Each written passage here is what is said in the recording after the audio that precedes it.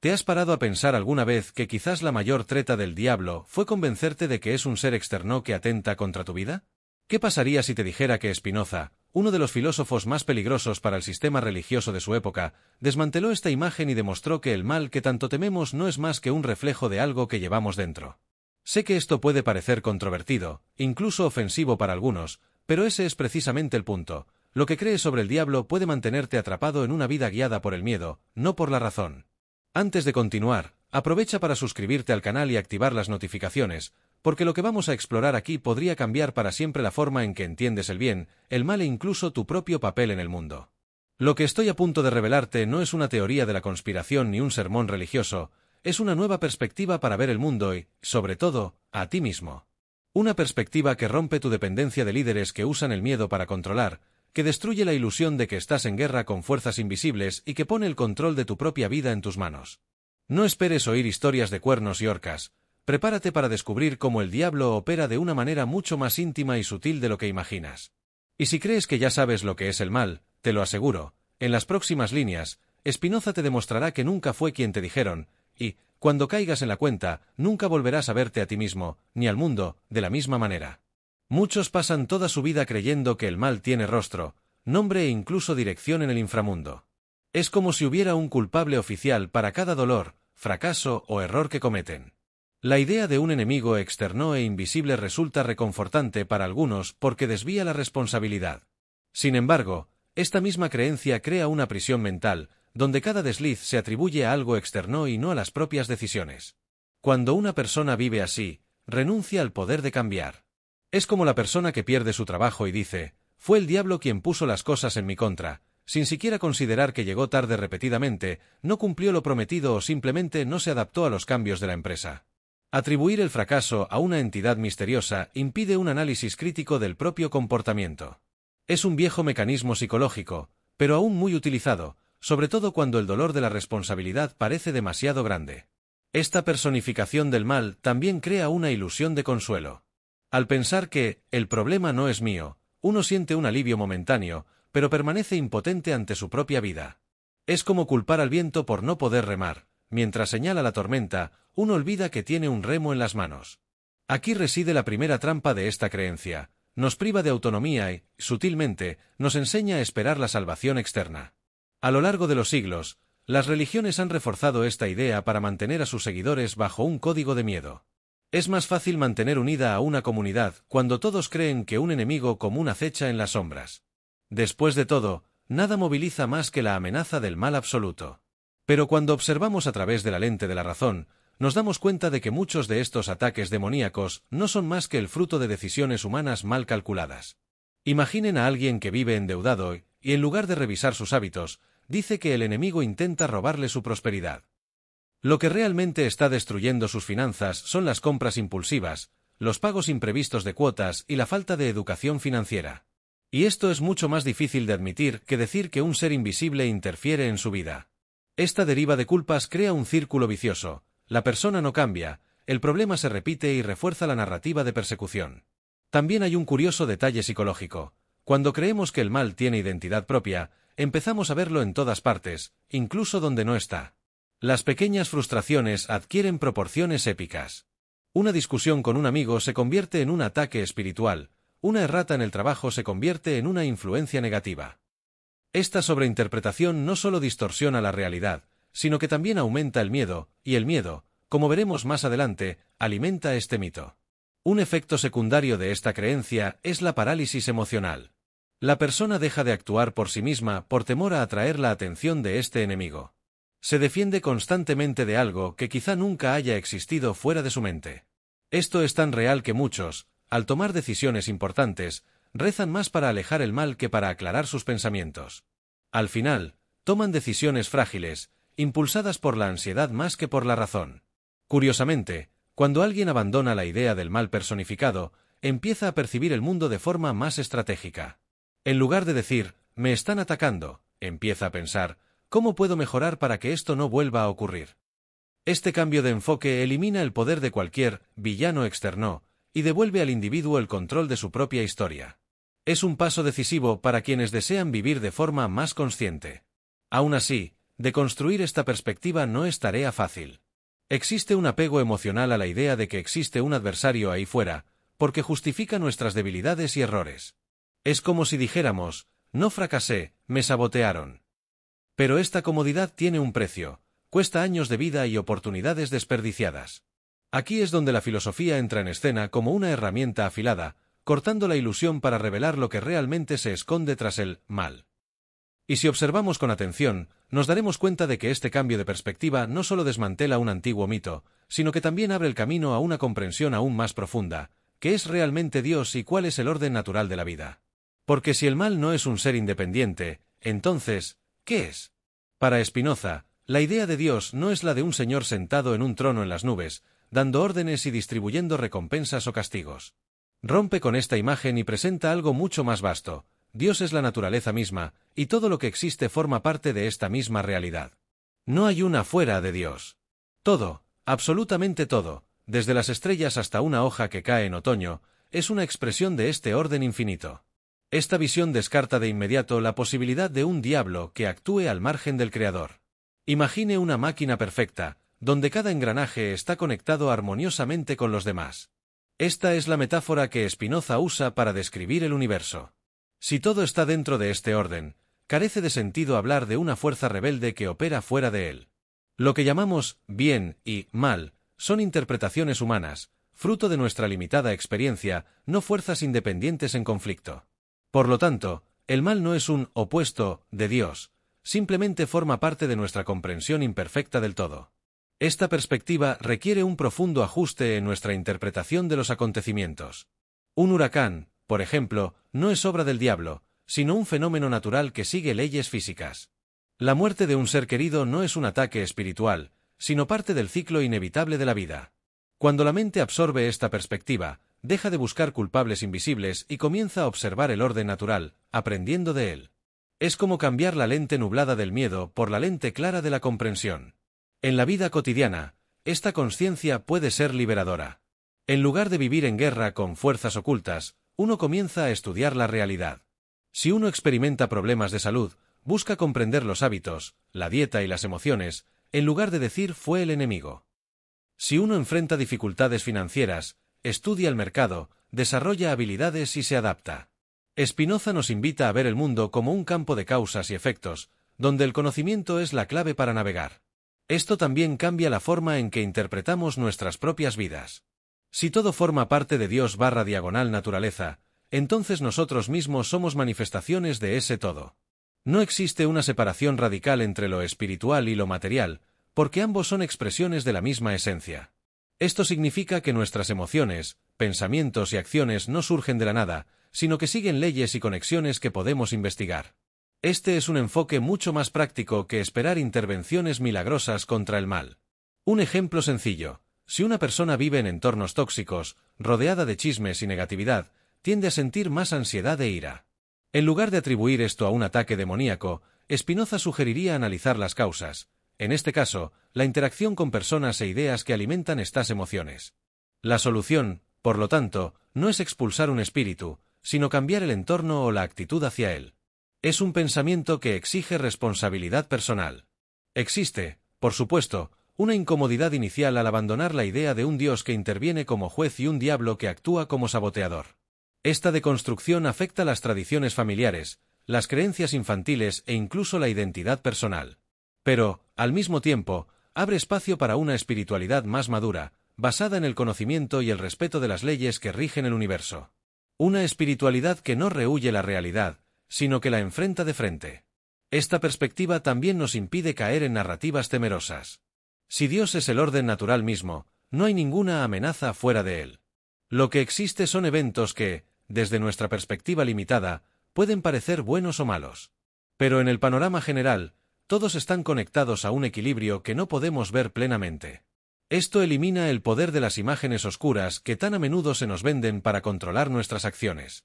Desde esta comprensión, lo que llamamos mal se convierte en algo que debemos estudiar, no temer. Así como un médico investiga los síntomas para comprender una enfermedad, podemos indagar en nuestros dolores y conflictos para encontrar sus causas dentro del propio orden natural. Este es un camino que requiere paciencia y curiosidad, pero que, poco a poco, disipa los fantasmas que solo existen en nuestra imaginación. Y es precisamente en este punto donde surge la siguiente pregunta inevitable. Si no existe ningún demonio actuando fuera de este orden, ¿qué es exactamente el mal que sentimos con tanta intensidad? Spinoza tiene una respuesta sorprendente por su simplicidad y profundidad.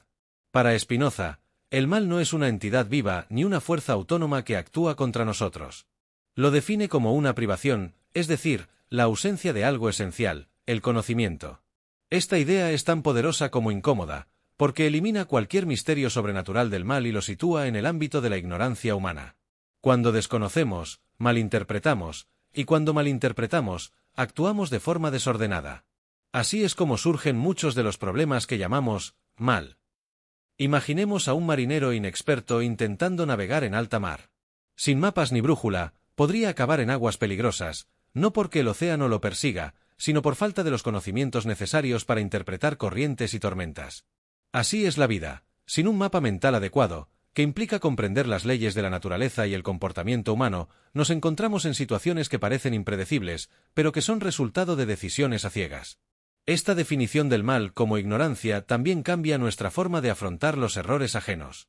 En lugar de ver a una persona como malvada en sentido absoluto, podemos verla como alguien que actúa con base en un conocimiento limitado. Esto no significa justificar actitudes dañinas, sino comprender que tras ellas casi siempre se esconde una cosmovisión limitada. Esta comprensión no niega la necesidad de defensa ni de justicia, pero sí elimina la carga de la demonización. En la vida cotidiana, esto se puede aplicar de forma práctica. Si alguien te menosprecia en el trabajo por envidia, en lugar de pensar que es malo, puedes darte cuenta de que esta actitud se debe a una falta de comprensión de la colaboración, el propósito y la seguridad personal. Esto cambia tu respuesta. En lugar de seguirle el juego, intentas actuar estratégicamente, quizás utilizando una comunicación asertiva o incluso optando por no exponerte a ciertas situaciones. ¿Y qué pasa cuando la ignorancia nos afecta? Spinoza sugiere que la cura del mal reside en aumentar el conocimiento. Esto implica estudiar, observar y experimentar. Si sufres repetidamente en las mismas áreas, relaciones, finanzas, salud, es señal de que hay una brecha en tu comprensión. Llenar esta brecha es un acto de liberación. Leer buenos libros, aprender de quienes han pasado por lo mismo, buscar mentores, todas estas son formas de combatir el mal en el sentido de Spinoza. Este enfoque también combate el victimismo. Cuando comprendemos que el mal no viene de afuera, sino de adentro, de nuestra propia falta de percepción, dejamos de esperar que alguien lo proteja por nosotros. Nos encargamos de aprender, crecer y actuar con mayor claridad. Es un cambio de actitud que requiere valentía, porque implica mirarse al espejo y admitir, el problema puede ser que aún no sé lo suficiente. Curiosamente, esta visión acerca la filosofía y la espiritualidad. En lugar de dividir el mundo en fuerzas del bien y del mal, Spinoza ve un universo donde todo sigue leyes, y donde lo que parece negativo es en realidad una invitación al aprendizaje. Esto es liberador porque nos ofrece un camino claro, crecer en conocimiento para reducir la ignorancia y, en consecuencia, el sufrimiento. Pero hay un detalle importante aquí. Para Spinoza, el conocimiento no se trata solo de acumular información, sino también de comprender las conexiones entre las cosas. Es la sabiduría práctica de ver causa y efecto, de comprender cómo una decisión de hoy moldea el mañana. Sin esta percepción, incluso con un estudio exhaustivo, una persona puede seguir actuando de forma destructiva. Es como tener un manual de instrucciones y nunca aplicarlo. Cuando se incorpora esta perspectiva, incluso nuestras experiencias pasadas cambian de significado. Aquellos episodios que antes recordábamos con ira o resentimiento, se ven como maestros duros pero necesarios. Es la diferencia entre sentirse víctima de una tragedia y entenderse como alumno de una lección. Este cambio no borra el dolor, pero le da un significado constructivo. Y es precisamente en este punto donde la filosofía de Spinoza empieza a adquirir mayor profundidad. Si el mal es ignorancia, ¿qué es, en realidad, esta figura que llamamos el diablo? Quizás no sea un ser, sino un conjunto de estados internos que alimentan y sustentan esta misma ignorancia. Para Spinoza, el diablo no es un ser con cuernos, cola y tridente, sino la suma de nuestras pasiones desordenadas. Se manifiesta cuando permitimos que el odio, la envidia, la codicia y el miedo dominen nuestra mente. Es como si cada una de estas emociones fuera una pieza de un rompecabezas, y al encajar todas, tenemos ante nosotros el verdadero rostro del diablo, no como una entidad externa, sino como un estado interno capaz de distorsionar la razón y paralizar la acción. Consideremos el miedo, por ejemplo. Puede ser útil cuando nos alerta de un peligro real, pero cuando domina, crea enemigos imaginarios y nos impide actuar. La envidia funciona de forma similar. En lugar de servir como termómetro para identificar lo que admiramos, se convierte en veneno, corroyendo las relaciones y la confianza en uno mismo. Spinoza observó que estas fuerzas emocionales, cuando no se comprenden ni se controlan, condicionan negativamente toda una vida. El odio, quizás el estado más corrosivo, crea una ilusión de poder momentáneo, pero drena la energía vital. Es como intentar apagar un incendio echándole gasolina. La codicia, en cambio, nos atrapa en una búsqueda constante de algo que, incluso al lograrlo, nunca satisface. Es un vacío que exige cada vez más, como un pozo sin fondo. Al combinarse, estos elementos crean un ambiente interno tan hostil que la persona se vuelve esclava de sus propias emociones. En la práctica, esto es fácil de ver. Una persona dominada por la envidia y el miedo empieza a interpretar el éxito ajeno como una amenaza en lugar de como una inspiración. Alguien impulsado por el odio y la codicia puede tomar decisiones impulsivas, perjudicando no solo a los demás, sino también a sí mismo. En esos momentos, no interviene ninguna fuerza externa. El diablo está en su interior y actúa con mucha más eficacia que cualquier enemigo inventado por la religión. Spinoza enseña que reconocer este diablo interior es el primer paso para neutralizarlo. Esto implica autoconocimiento y vigilancia constante sobre nuestros estados emocionales. Es como cuidar un jardín. Si no quitamos las malas hierbas a tiempo, se apoderan de la tierra y sofocan las flores. En la vida, estas malas hierbas son precisamente las pasiones desordenadas, que necesitan ser reemplazadas por comprensión, gratitud y propósito. Un ejemplo sencillo. Si te das cuenta de que la envidia te está consumiendo, en lugar de negarla o justificarla, podrías preguntarte qué admiras exactamente en la otra persona y cómo puedes cultivarlo en ti. Lo mismo ocurre con el miedo. Comprender la causa y actuar en consecuencia es mucho más efectivo que intentar eliminarlo con oraciones automáticas que no solucionan el problema de raíz. Este enfoque también desmantela el mecanismo de control basado en el miedo. Después de todo, si el diablo no es un ser externo, sino un estado interior, nadie tiene la autoridad para decir que puede protegerte de él, es una tarea personal e intransferible. Esta conciencia es liberadora, pero también exige responsabilidad. Ya no hay excusas ni chivos expiatorios a los que culpar.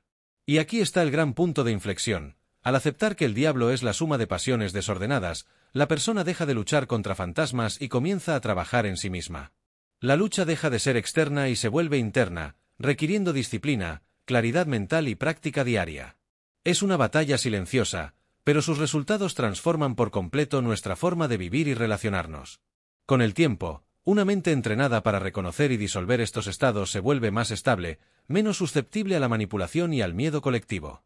Es como fortalecer un músculo. Cuanto más se ejercita, más difícil es que las fuerzas externas lo debiliten. Esta es la verdadera protección contra el mal, según Spinoza. Pero cambiar esta perspectiva tiene un profundo efecto. La psicología humana se reorganiza. Porque si el diablo está en el interior, entonces todo el juego del miedo religioso cambia, y esto nos lleva al impacto psicológico de esta perspectiva. Cuando alguien adopta la perspectiva de Spinoza y comprende que el diablo no es un ser externo, sino un conjunto de estados internos, la mente experimenta una verdadera reprogramación. La primera consecuencia es una sensación de poder personal. En lugar de vivir a merced de fuerzas invisibles, la persona se da cuenta de que puede intervenir directamente en lo que siente y piensa. Es como cambiar el rol de rehén por el de capitán de su propio barco. Este reposicionamiento también reduce drásticamente la ansiedad. Imagine pasar años creyendo que cualquier error o debilidad podría abrir la puerta a ataques externos. Vivir así es como vivir en una casa con puertas y ventanas siempre abiertas al miedo. Al darse cuenta de que el trabajo es interno, la persona cierra estas ventanas emocionales, reemplazando la vigilancia paranoica por una autocrítica consciente. Otro efecto psicológico importante es la reducción del victimismo. Cuando el mal deja de ser una entidad y empieza a reconocerse como resultado del propio trastorno emocional, la situación cambia. Quejarse y culpar a los demás pierde sentido. La persona empieza a hacerse preguntas más productivas. ¿Qué no veo? ¿Cuál es la raíz de este sentimiento? ¿Qué conocimiento me falta para afrontarlo? Estas preguntas abren puertas a soluciones concretas. Esta perspectiva también fortalece la autoestima. La persona deja de creerse demasiado débil para resistir a un enemigo cósmico y comienza a confiar en su propia capacidad para transformar su estado interior. Esta confianza no proviene de la arrogancia, sino del entrenamiento continuo. Así como un atleta no teme a sus oponentes porque conoce su propia preparación, quienes comprenden esta perspectiva no se dejan vencer fácilmente por los desafíos emocionales. En las relaciones, este enfoque genera menos conflictos. Quien sabe identificar y controlar sus propias pasiones desordenadas evita caer en provocaciones.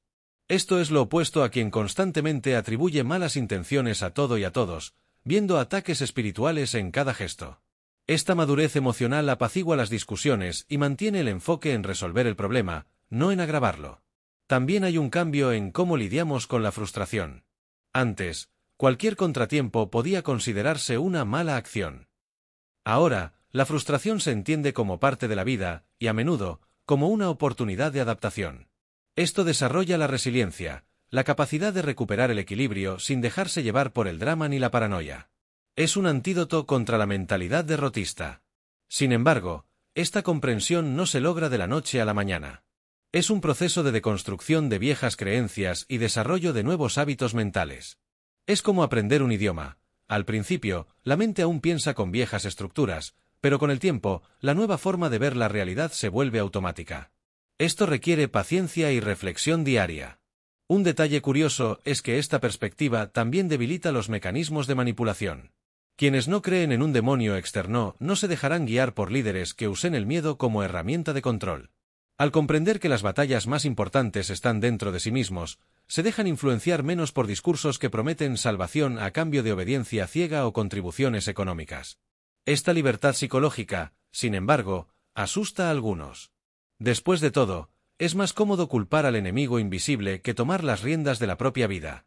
Pero para quienes están dispuestos a emprender este camino, el resultado es un sentido de responsabilidad que transforma no solo su forma de pensar, sino también su forma de actuar. Y justo ahí, empezamos a ver un punto delicado. Si este cambio interno libera, ¿por qué se nos ha enseñado durante tanto tiempo a temer a un diablo personificado? La respuesta está en la historia y en el uso de esta figura como herramienta de manipulación. A lo largo de los siglos, la figura del diablo se ha moldeado y utilizado como una de las herramientas más eficaces de control social. Los líderes religiosos y políticos comprendieron desde el principio que nada une más a las personas que un enemigo común. Crear la imagen de una amenaza invisible con un poder casi ilimitado les permitió establecer reglas rígidas y mantener a las masas obedientes, no mediante la razón, sino mediante el miedo. Así, el diablo se convirtió en una pieza central en el tablero del poder. En la Edad Media, por ejemplo, el miedo al infierno y al diablo se explotaba para justificar guerras, inquisiciones y ejecuciones públicas. Cuestionar la autoridad de la Iglesia se consideraba una puerta abierta al mal. Esta situación llevaba a la población a aceptar castigos crueles, creyendo que así protegían sus almas. La lógica era simple y brutal: obedece o el diablo vendrá a por ti. Este recurso psicológico no es algo del pasado. Incluso hoy, los discursos religiosos y políticos utilizan la estrategia de señalar a las fuerzas del mal para justificar decisiones autoritarias. La diferencia radica en que, en el mundo moderno, el diablo puede adoptar otras formas, ideologías rivales, grupos sociales específicos o incluso países enteros. La mecánica es la misma: generar miedo, crear una situación de ellos contra nosotros y ofrecer protección a cambio de lealtad. Spinoza desmantela esta lógica al demostrar que no existe un enemigo externo con poder independiente. Si el mal tiene sus raíces en la ignorancia y las pasiones desordenadas, nadie puede expulsarlo. Este razonamiento retira el monopolio de la salvación de manos de los líderes y devuelve la responsabilidad de la propia vida al individuo. Es un cambio peligroso para cualquier sistema que dependa del control de las masas. Lo más interesante es que, al observar la historia, nos damos cuenta de que el diablo a menudo se ha adaptado a las necesidades del momento. En tiempos de crisis económica, se le asoció con la avaricia de ciertos grupos; en tiempos de cambio cultural, con ideas consideradas subversivas. La figura demoníaca es, por lo tanto, extremadamente flexible, y esta flexibilidad es precisamente lo que la hace tan útil para la manipulación. Psicológicamente, esta estrategia genera dependencia. Al creer que un mal externo siempre acecha, la persona permanece apegada al protector que promete alejarlo. Esto reduce la autonomía y el pensamiento crítico, ya que cualquier cuestionamiento puede interpretarse como una señal de la influencia del enemigo. Es una trampa mental que mantiene al individuo atrapado en un ciclo de miedo y obediencia. Esta manipulación también debilita la unidad genuina entre las personas. Cuando el miedo se utiliza como pegamento social, las relaciones no se basan en el respeto ni la empatía, sino en la paranoia. Se ve a la otra persona como una amenaza potencial, no como un aliado en la construcción de algo mejor. Esto socava la confianza y fomenta divisiones profundas, a menudo irreparables. Un ejemplo moderno es la forma en que algunos discursos políticos presentan a sus oponentes como encarnaciones del mal, desviando la atención de los problemas reales. En lugar de debatir soluciones concretas, la población se moviliza contra un enemigo inventado. El debate racional da paso a la histeria colectiva, y cualquiera que cuestione la narrativa se arriesga a ser etiquetado como aliado del mal. Spinoza ofrece una salida al proponer que abandonemos la creencia en fuerzas malignas independientes y nos centremos en lo que realmente está bajo nuestro control, nuestros pensamientos, emociones y acciones. Esto no solo neutraliza la manipulación, sino que también fortalece el sentido de comunidad, ya que ya no es necesario crear enemigos imaginarios para mantener la cohesión social. Y, al trasladar esta reflexión al presente, nos damos cuenta de algo inquietante. Incluso sin usar el término diablo, el mundo moderno sigue creando nuevos villanos para justificar el conflicto y la opresión. Lo que nos lleva al siguiente punto. Hoy en día, el diablo rara vez aparece con cuernos y tridente, sino que continúa creándose y recreándose en nuevas formas. En lugar de una figura mítica, se manifiesta como grupos, ideas o individuos transformados en villanos absolutos en las narrativas políticas, religiosas y mediáticas. El mecanismo es idéntico al del pasado. Identificar a un culpable externó para concentrar el miedo y la ira, desviando la atención de los verdaderos problemas.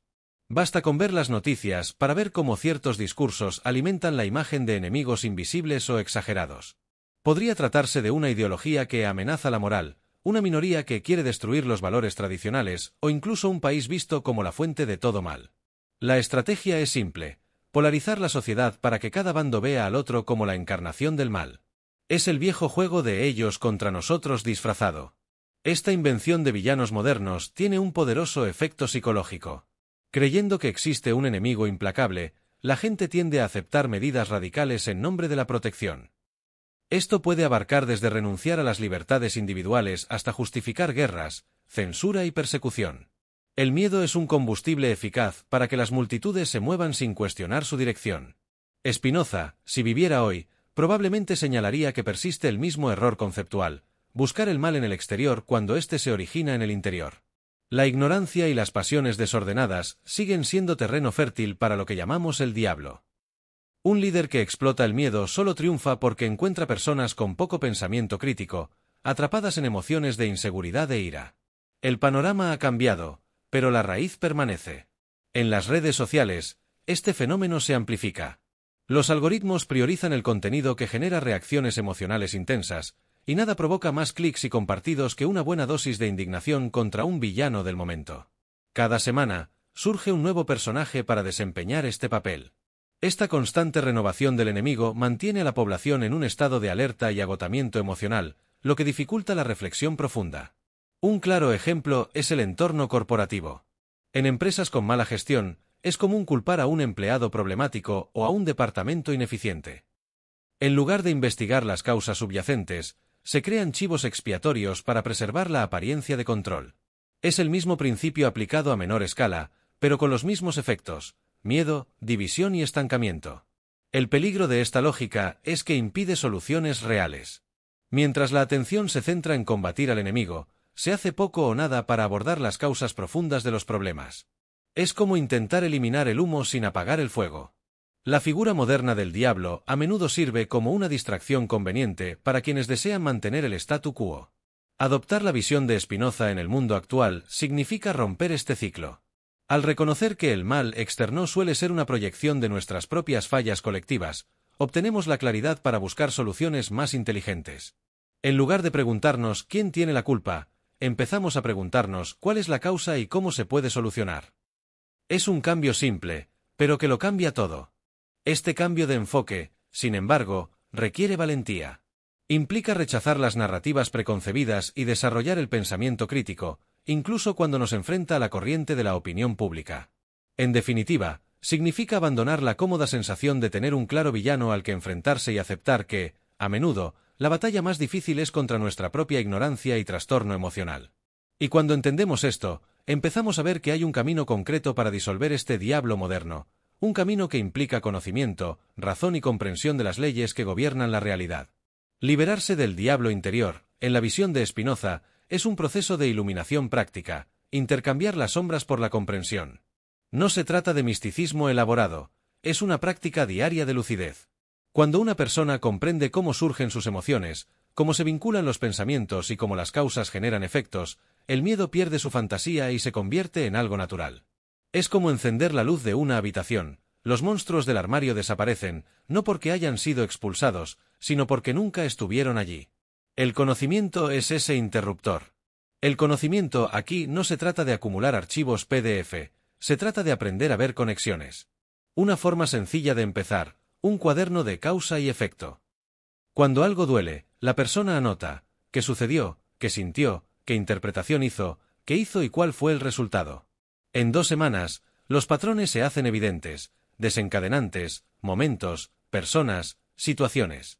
Esta conciencia básica ya reduce el drama en un 30%, porque el cerebro deja de adivinar y comienza a observar.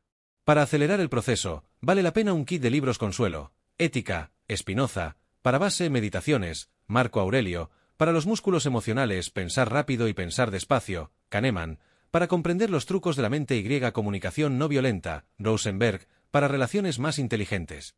Esto no es solo para presumir, resalta, resume en 5 líneas y aplica una microacción por capítulo. Un libro sin acción se convierte en una cita, la acción se convierte en libertad. Rutina innovadora de 15 minutos, CRP, capturar, respirar, preguntar. Capturar, identificar la emoción, ir a 7 décimos. Respirar, 6 ciclos lentos, contando hasta 4 al inhalar y 6 al exhalar. Preguntar, ¿qué necesidad mía se ha tocado? ¿Qué acción útil debo tomar ahora? Este protocolo calma las pasiones desordenadas en minutos. Úsalo 3 veces al día durante una semana para crear nuevas conexiones neuronales y una mente que no se deje llevar por el pánico. En finanzas, el conocimiento te libera del diablo de la impulsividad. Un plan práctico, regla 60/30/10, esencial /inversión/diversión, compra solo con la regla de las 72 horas e inversiones mensuales automáticas en instrumentos sencillos, por ejemplo, renta fija posfija para ahorros, ETFs amplios para largo plazo. Cuando entiendes por qué haces las cosas, la tentación de hacerte rico mañana pierde su magia. Al miedo le encanta la prisa, la razón funciona con un calendario. En las relaciones, se aplica el mismo principio, menos paranoia, más método. Antes de discutir, aplique la CNV en 4 pasos. Observación sin prejuicios, sentimiento, necesidad y solicitud clara. Ejemplo, cuando los mensajes no reciben respuesta durante días, hecho, me siento inseguro, sentimiento, porque necesito previsibilidad, necesidad. ¿Podemos acordar un tiempo de respuesta fijo? Solicitud. El diablo de la suposición muere donde nace la claridad.